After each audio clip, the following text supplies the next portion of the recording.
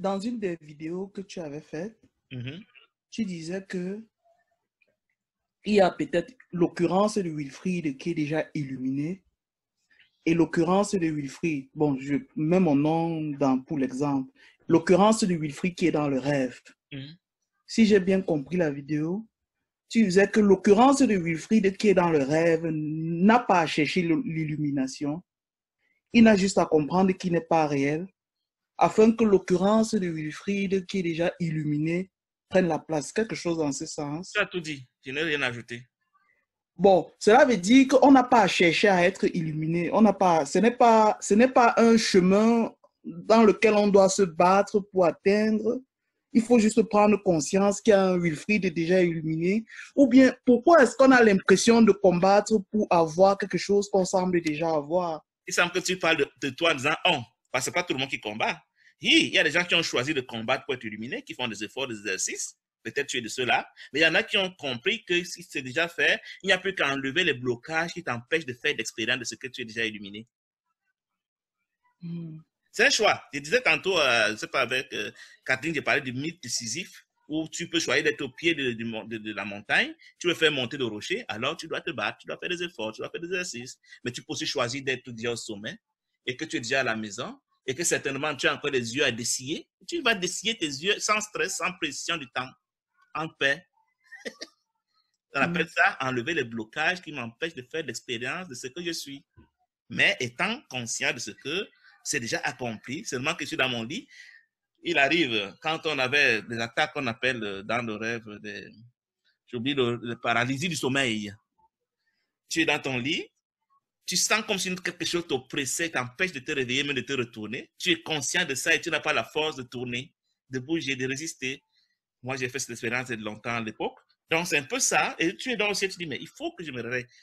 Il faut que je me réveille, je veux me réveiller. Mais tu le fais sachant que tu es chez papa et non pas croyant que tu es quelque part où tu ne connais pas dans ce monde.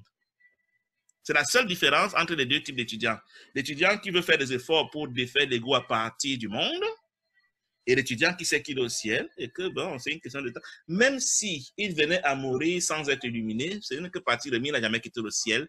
Il est en paix, il est en sécurité, il ne s'inquiète pas, même s'il ne fait pas encore l'expérience concrète d'illumination.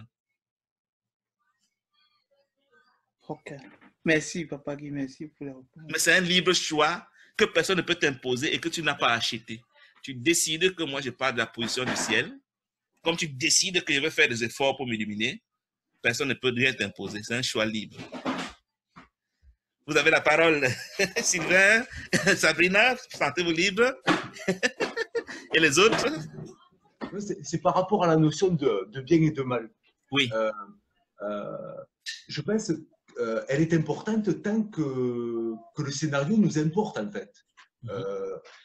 Jésus, je pense que n'importe qui, dès qu'on n'adhère plus au scénario, dès que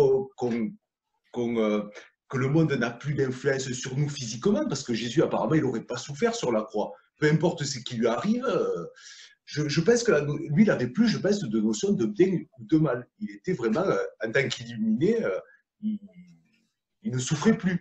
Donc, en fait, la notion de bien ou de mal vient du fait qu'on souffre ou qu'on ne souffre plus. Je pense que c'est à ce niveau. C'est ça. Il faut dire, Sylvain, que l'image, je reviens encore à l'image du fleuve à deux rives, tu vois. Il y a un petit bonhomme sur la rive de la dualité qui n'est pas moi. Mais moi, étant au ciel, j'ai dit, je suis ce bonhomme-là. J'ai établi une alliance avec lui, en pensée. Et du coup, je commence à assumer ses aventures. Le bonhomme de jeu vidéo qui est de l'autre côté de la rive. Voilà. Donc, quand il est malade, je dis, je suis malade. Quand il a mal, je dis que j'ai mal.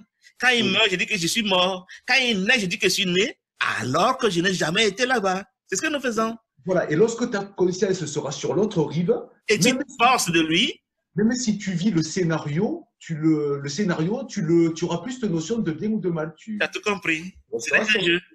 Moi, je peux vous dire, j'ai ma fille qui aime beaucoup jouer aux jeux vidéo.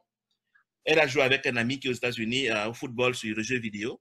Elle a pleuré au point de dire je ne jouerai plus jamais avec lui, il me gagne toujours. Elle était tellement son jeu qu'elle souffrait d'être battue dans le jeu. Quelqu'un d'autre qui sait que ce n'est qu'un jeu, il a qu'à perdre 1000 fois, il s'en fout. Tu vois la nuance? Oui, complètement, oui. Quand tu deviens l'acteur de ton jeu, ces souffrances deviennent les tiennes au point de pleurer. Au point où tu joues au Monopoly et tu dis, tu es convaincu que tu as perdu l'argent et que tu es appauvri, alors que ce n'est qu'un Monopoly. Voilà, voilà. Ben, on a tellement la tête dans le guidon que ben, on souffre parce qu'on y croit. C'est ça. Après, on peut savoir intellectuellement que c'est qu'un jeu, mais on peut souffrir quand même parce qu'inconsciemment, l'esprit inconscient n'est pas soigné. C'est ça. C'est ça qui est difficile aussi. Parce qu'il y a vraiment, la guérison n'est pas au niveau de l'intellect. Il y a la dimension intellectuelle où je comprends que c'est un jeu.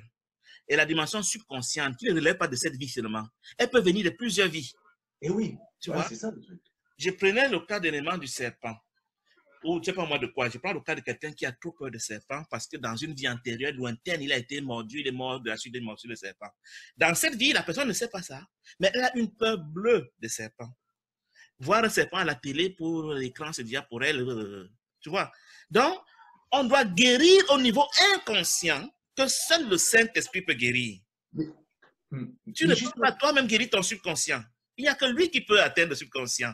Et pour cela, tu dois donner la permission au niveau intellectuel pour dire, je lâche prise, je pardonne. Et là, lui, il comprend que l'enregistrement peut être effacé dans le subconscient, comme quoi tu n'as plus une peur terrifiante de serpent. Oui. Mais justement, je te pose une question. Oui. Par rapport aux leçons du cours en miracle, est-ce que ces leçons ne sont pas faites justement pour déloger ces mémoires inconscientes? Parce que quand tu dis se ressentir en haut de la montagne, mais tu vois, est-ce qu'on est dans l'imaginaire ou est-ce qu'on est dans la chose un peu réelle? Parce que ce que je veux dire, c'est qu'on n'a pas accès à notre inconscient. On ne sait pas ce qui nous bloque. Tu vois, les leçons d'abord sont un complément du cours. Elles sont un complément de la théorie du cours. Ce n'est pas seulement pratique, c'est aussi l'enseignement d'un. Et de deux, si je n'avais pas appris qu'aucune colère n'est justifiée, j'aurais pu dire je suis au sommet de la montagne, ce qui est vrai, mais continuer à entretenir la colère au point où je diffère mon éveil. Tu vois, les leçons sont là pour me dire voici les obstacles à ton éveil, à ton réveil, qui t'empêchent de faire l'expérience de l'amour. Tu es dans l'amour, mais tu ne le sais pas parce qu'il y a telle pratique, tel truc, tel autre truc qui t'empêche d'ouvrir les yeux. Tu vois, c'est le but des exercices. Et c'est même le but des leçons de pardon. C'est-à-dire que quand mon frère vient me taquiner, entre guillemets, il vient pour me révéler une poche de résistance cachée en moi contre mon réveil. Tu vois, il vient comme sur rendez-vous, comme convenu avec lui, il vient pour me dire, tu as encore une poche de résistance cachée que tu ne veux pas t'avouer, il va t'aider à la retrouver. C'est ça que nous appelons l'attaque. Donc, une attaque n'est pas vraiment une attaque, c'est toujours par amour que mon frère vient, même inconsciemment, t'aider à retrouver mes poches de résistance qui m'empêchent de m'éveiller.